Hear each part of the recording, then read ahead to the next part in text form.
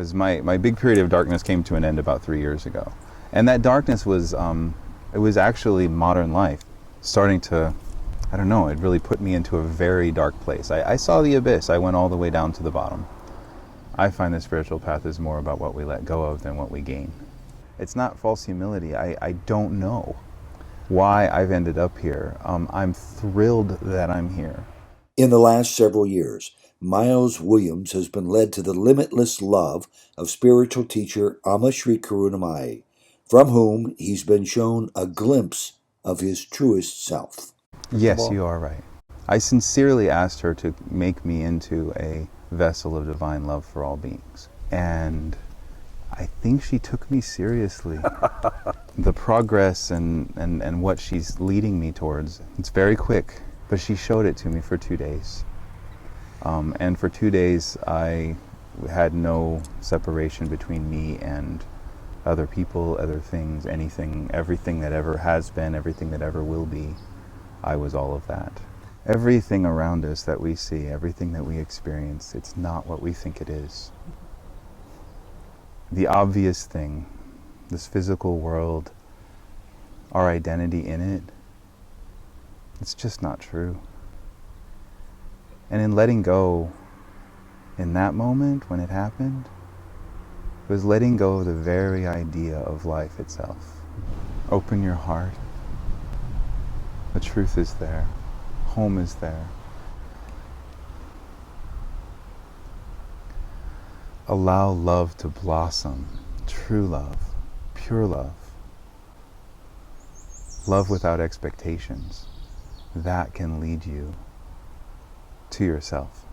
For years, Miles Williams' father, an ordained minister, could see clearly how powerfully and completely Miles was attracted to the divine. Years later now, Miles recognizes the wisdom of his dad.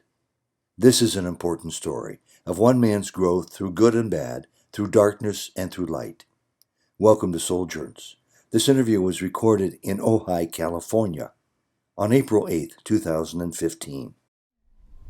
Let me just begin with the obvious. How old are you? 42. So at 42 years of age, how long has it been since you somehow found your appetite whetted to begin a spiritual path? Was it 42 years ago or 42 days ago? Closer to 42 years than 42 days. My father always described me as having a very tender heart for God when I was very young. And your father was a preacher, My father is a preacher. He's still a preacher in Michigan. Fundamentalist Christian. Mm-hmm. That's the environment I grew up in, and had my challenges with certain parts of that as I came into adulthood. But I've been open-hearted towards God's leading most of my life. I had a few periods of darkness. Actually, one big period of darkness that led me to where I'm at now. So, as Amma said today, to give gratitude for everything, and I think she means for the periods of darkness. Absolutely. The period of spur you on. The period that I went through absolutely has put me here and given me so much, because it frankly allowed me to let go of a lot of things I needed to let go of. I find the spiritual path is more about what we let go of than what we gain.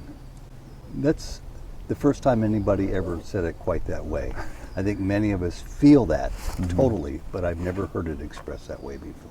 Right. So for those who are uninitiated to that idea, do you use a pruning shears or a hacksaw? How do you cut away those things? Wow. In my experience, and I do believe that everyone's path is individual. I don't want to put out any kind of theology about it exactly, but in my experience as I meet people, it's all very custom, what our background is and our karma, everything else that puts us in the right place to grow. And in letting go, for me, I think that it was Lao Tzu that really started me towards letting go, and it was a particular mantra or phrase or. philosophy? I think it was the first time that I read him that certain things resonated, which is just a couple years ago. Because my big period of darkness came to an end about 3 years ago. And that darkness was, it was actually modern life. It was All the financial pursuit and wealth and I call them narratives. We have a lot of narratives in this society, in this culture that you feel compelled to fit into. As a journalist, I've seen that term come into new popularity. It's used for everything in the world of politics these Narratives? days. But it's also very applicable for the spiritual path. Sure. Because we have so many strings that define who we are in the moment. Yeah, absolutely. And as those are sheared, we Correct. become somebody a little bit different. Very different. So, so go on. So those are the things that I began letting go of, and the first one was probably through this kind of cathartic period, a cathartic moment of business problems, financial problems, where I hadn't had those in years, and starting to, I don't know, it really put me into a very dark place. I saw the abyss. I went all the way down to the bottom. And not like a drug addict does exactly, or someone who has those kinds of issues that lead them towards, finding the bottom of themselves so that you can start over and find your way back up. But letting go all the narratives, all the stories, the roles, the hats, everything that it's that egoic part. It's that part that we build up ourselves, and this is our identity. All of these identities. This is lots of them. Profoundly interesting to myself and Jody, I'm sure too, because Amma continually asks that we go out and find people to share their story about how she has helped bring a new direction into their lives, how their lives are changing, how the transformation's going on. Sure. So I've got 2 or 3 quick questions about Amma I'd like to ask. Number 1, though, is how and when did you find her coming into your life? I found her 2 years ago. My friend, who's been a longtime devotee, invited me to attend one of her talks. And it was just a talk. And I was instantly, when she entered the room and started speaking, the love that emanated from her was what really got me. And that love is the transformational thing, has been the transformational thing for me. It makes you wonder how anybody could miss it when it happens to them. The love? Yeah. I haven't really thought about that, but it's... People will come once, but unlike you, that's all they'll come sometimes. Well, I don't judge anyone's spiritual path. I know that every human is a manifestation of the divine, and some manifestations are going to become closer to themselves in this lifetime, and some aren't. And it's not for, and so, like for instance, my brother-in-law just came to meet Amma on this trip. He was here last night, and his path is his, and she may not be the right person to lead him, and maybe where he's getting in this lifetime is different, and that's fine. I've seen what we are, and so I understand that there's really there can be a lot of anxiety for those things, but there's a lot of freedom in letting those go, and allowing God to accomplish what He's going to accomplish in your loved ones. And forgive me because I interrupted you when you were in the middle of talking about how her limitless love washed over you that first encounter. Just a little bit more about that. It was the first time I had encountered it, and I have a strong internal relationship with Jesus Christ, but to see the manifestation of the divine that Amma is was different. And it was powerful, and it didn't make me a follower right away. I didn't drop everything and join up in Amma's family. But the next time she came to town, I most certainly was there, and then I was there for everything. And then I came to Guru Purnima in Dallas just last summer. And when I received Shaktipat is when she really reached down inside of me and claimed me as her own. And What did that look like? What did that feel like? Well, it looked like me crying behind a pillar in a ballroom for an hour and a half or so. That's what it looked like. What it felt like was surrender. That's what she asked. Surrender, surrender, surrender. And I have been, and by her grace. And for me, that's the path. The path is one of surrender. Well, for a lot of people, they're like hardened rocks, and I can include my experience in that direction too. And there's so many blows of the hammer to try to open that up. Can you account for why you were ready to open at that time?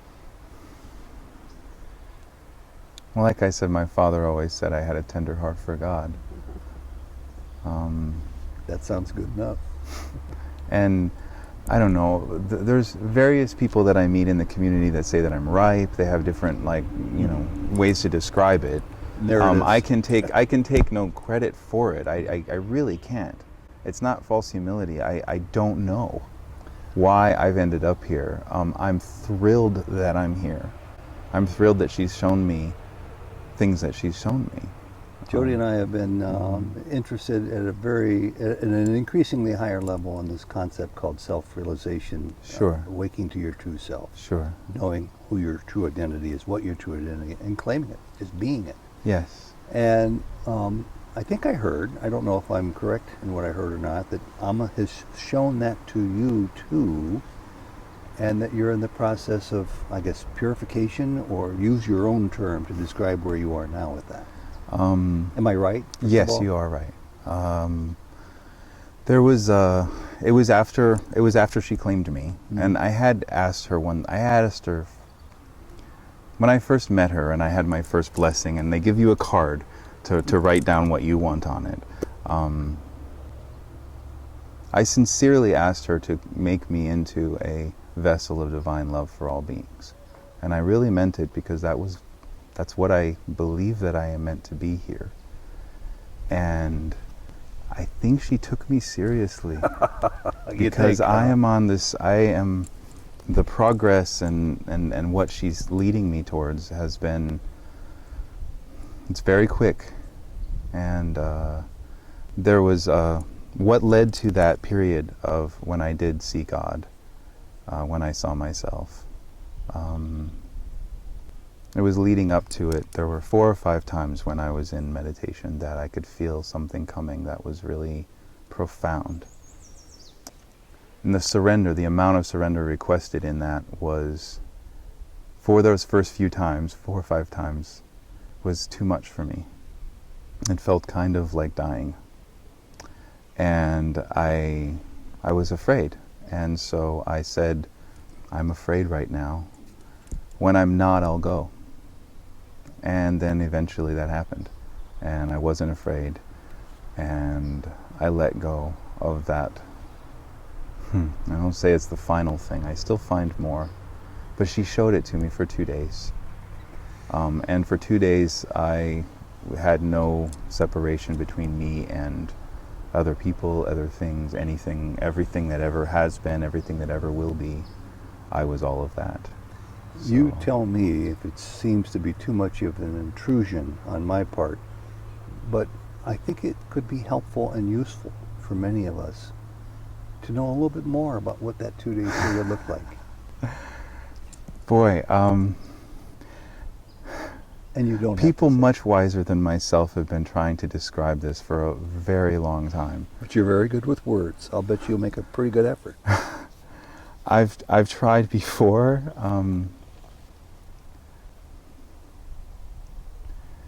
Everything around us that we see, everything that we experience, it's not what we think it is. The good, bad, This the world, ugly. this world is not what we think it is. This experience that we're having together, the obvious thing, this physical world, our identity in it, it's just not true. And in letting go, in that moment when it happened, it was letting go of the very idea of life itself, of my life and what it was. Of human life as we Of think human of it. life as we think of it. Yes, it's exactly right. Human life is not what we think it is. And you felt this for 2 days. For 2 days or so, For 2 days or so, that was it. It stayed with me. Conversations with people were very interesting that I was having, because it wasn't another person talking. I was speaking to myself. And it was very strange, and it was. But I also understood that I wasn't staying in that level of consciousness right then. I understood that there was a purification that had to happen. I'd only stopped eating meat 2 months earlier. You know, there's certain purifications of the body, of my energy system, my chakra system. I understood these things as I was there. I believe that she showed it to me, because it's very motivating. And it gives me, I know what's coming. And I don't stay there all the time, that's for sure. I don't live in that same reality right now. I just saw it and I remember it very well. But What is coming? I have a calling here, and I've accepted it. I'm not sure what it is, but I'm sure that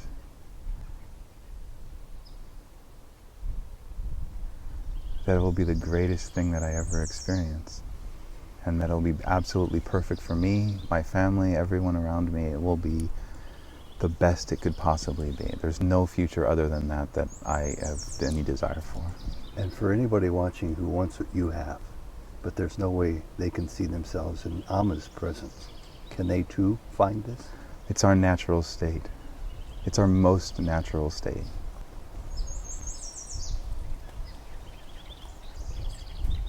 What is it? What is it? What is what? Our natural state. Our natural state? It's what Amma says. We are Atman. We are all of the names. We aren't different than that. This identity that we found ourselves in, this place that we found ourselves in,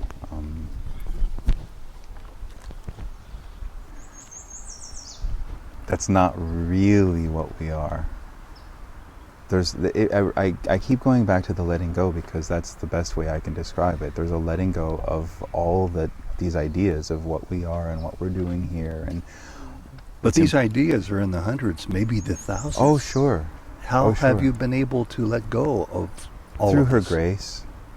Through her grace. I ask for help. Knock, and the door will open. Seek, and you shall find. And on your spiritual path for 42 years, I'll bet you've asked for grace for this before. I have. I asked Jesus to place his heart into mine. And he did. And he said it was already there. And I just had to realize it. So this is a further stepping spot along the path, is what it sounds like you're saying. With Amma? Yeah. Yeah. I didn't understand what a guru was for until very recently. And it's this, that she can create this for me. She can do this for me. Getting help is a big part of this. That's part of letting go as well, that I have to do it on my own, which is one of those things that men in particular have, and there's pride in there, there's ego in there, but part of it is letting go and getting the help, and she can touch anyone like this, and so can other. I would think that other enlightened beings and gurus have that ability as well. I think Jody might have a question or two. Please. Miles, we understood you to have said that the world that we think we experience isn't truth, isn't really what human life is. Can you articulate in any way what it is? I know that's near impossible. You know, Jody, from my experience of this, it is something that can truly only be experienced. And everyone says that, and this is very true. I've written things down. I'm trying to remember certain things that I've written. At one point, I remember at the time I wrote that we are God, simultaneously discovering and creating ourselves.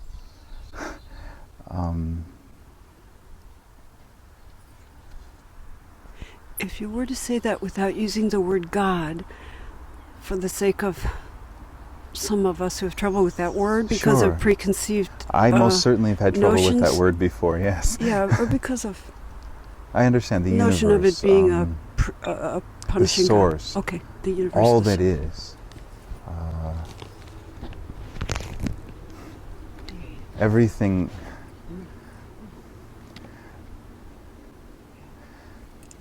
Love, I believe, is the substance of all things.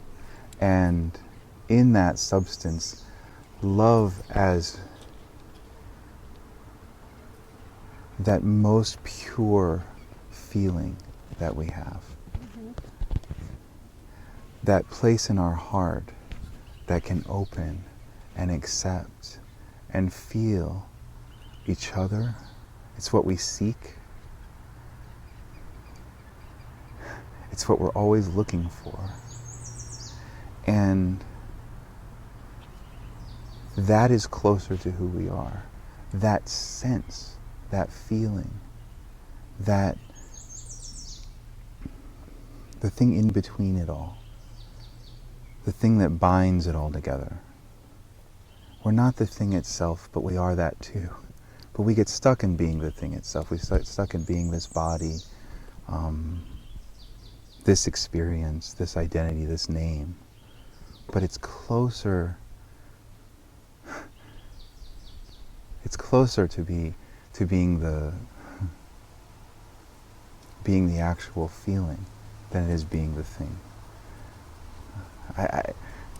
Again, This people is have a been trying to question- do this forever. This is a question that just came to me, Yes, and sir. I've heard Jody talk about it directly to Amma before. Yes, I've heard Shalini talk about it directly to Amma before. sure.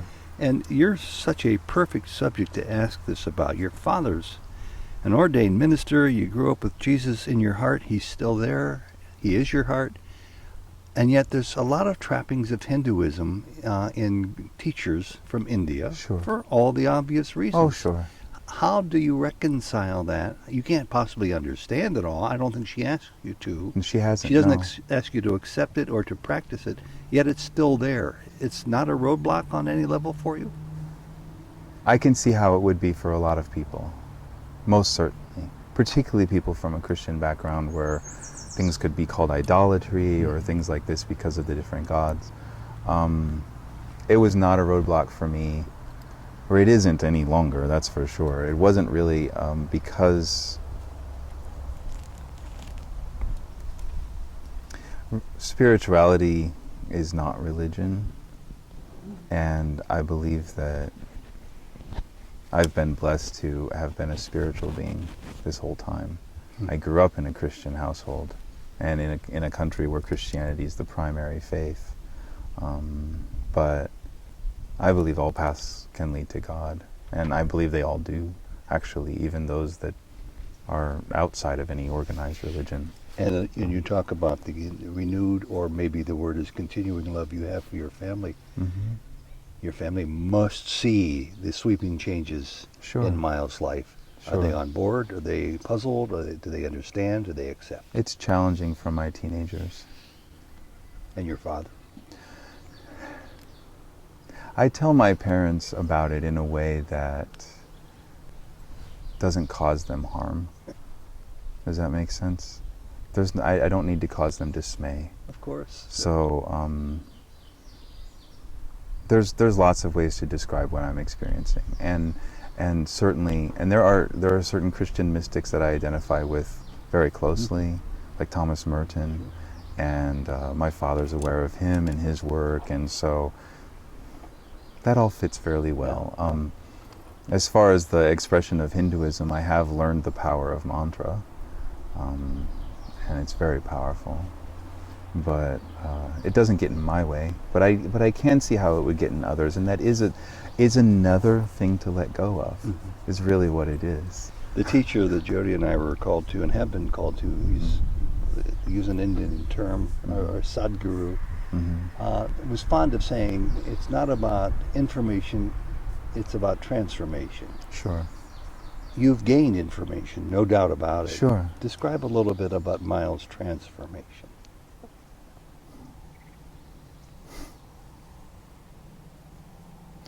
Well, there's a perspective that's just completely different about everything that I do. I mean, I still have things that I must do that are part of this worldly life. I'm not a monk. I'm not becoming one. And so as far as working through those things and working on them, I mean, I wrote a check to pay a bill this morning, and so it's, I guess it's a perspective on it. It's what's important. It's understanding things completely differently, as far as the transformation of being in this world, but not necessarily of it.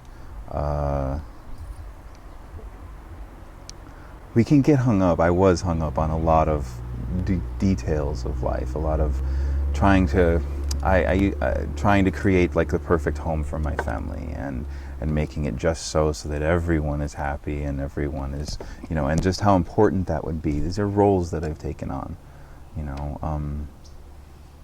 when really it all comes down to the love in my heart for them. And that's the most important thing that I can give to any of my relationships, is an acceptance of my family, of my friends, of my loved ones. Complete acceptance. Just like Amma, she models it.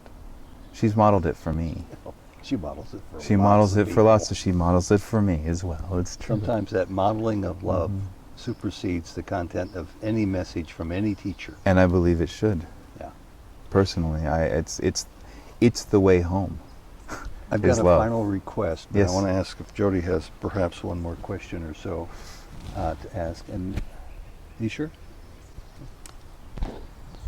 Well, it's not a question. I actually, it is a question. I often think that Jesus, that Amma is Hindu in the same way that Jesus was Jewish Sure. by religion, Sure. of religion, in that he came to teach universal truth and how to be happy, how to be Sure. peace, love, joy. Yes. And she did too. Yeah. But his family was Jewish, so it came with Jewish trappings. Absolutely. And initially he addressed the Jewish people. And is that a good I comparison? Yes, it is a good comparison. I mean, he was Good. born into that, and he clearly, his message and teaching has taught a lot more people through the ages. And there's also obviously been issues with keeping to his teaching, and how that has been as far as the expression of the religion that followed him. But experiencing Amma and her love it can transcend those that holding on of directing our life and, well, I'm this. It's just another thing that I'm saying, that we can say about ourselves and define ourselves that way and identify ourselves. Mm-hmm. I'm a Christian, I'm an American. There's all these I am this. This is the definition of me. And of course we can do that with Amma as well. She's a Hindu, she's from India. But that can be transcended on this, and I would encourage everyone to seek out Amma and feel her love and really feel it. Mm-hmm.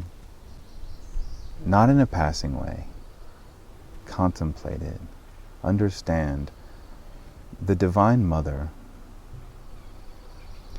the acceptance as we are. Every mistake we've ever made, what we see as mistakes, they're not really mistakes. She knows that. It's just us that sees it that way. She's ready to accept everything that we are, and she knows ahead of time whether we're going to falter here or falter there. I falter on this. I do. I have bad days, most certainly. Yeah. Those bad days lead to the growth, actually. Yeah. And that's been a big part of it as well, I have to say, is those challenges, those things that go wrong, as far as whether it be something that comes up, whether it's frustration. It's more often than not a little frustration, Mm-hmm. or attachment to a certain Expectation. Yeah, sure. and those attachments, and if I've been given grace to see those as opportunities. You know, I like Rumi, him saying that the wound is what lets the light in, and being and sitting with our wounds. A lot of it has been for that. It's been very emotional for me, very cathartic. I have felt deeply my experiences here, and in feeling them, they lead to a deeper truth, a wisdom about them. So, Miles, I've just had 5 or 7 more questions. final questions coming into my mind, but I'm going to skip them for now. Okay. I think our paths might very well cross down the road again. So let me just have you conclude. You've had just 5 or 7 wonderful concluding statements in the last 5 minutes. Give it a second thought. Is there anything else you'd like to, especially for those people who are hungry the most, who are seeing maybe your interview and want what you have found? What would you say? Open your heart. The truth is there. Home is there. Your heart is not just yours. It's the thing that binds us to everyone and everything. If you come from the heart and you allow love to blossom, true love, pure love, love without expectations, that can lead you to yourself. Miles, thank you very much. To be continued. How about that? Will you agree to that? Sure. It was nice meeting you, Ted. Ojai Karunamayi. Ojai Karunamayi. Amen. God bless you. God bless you.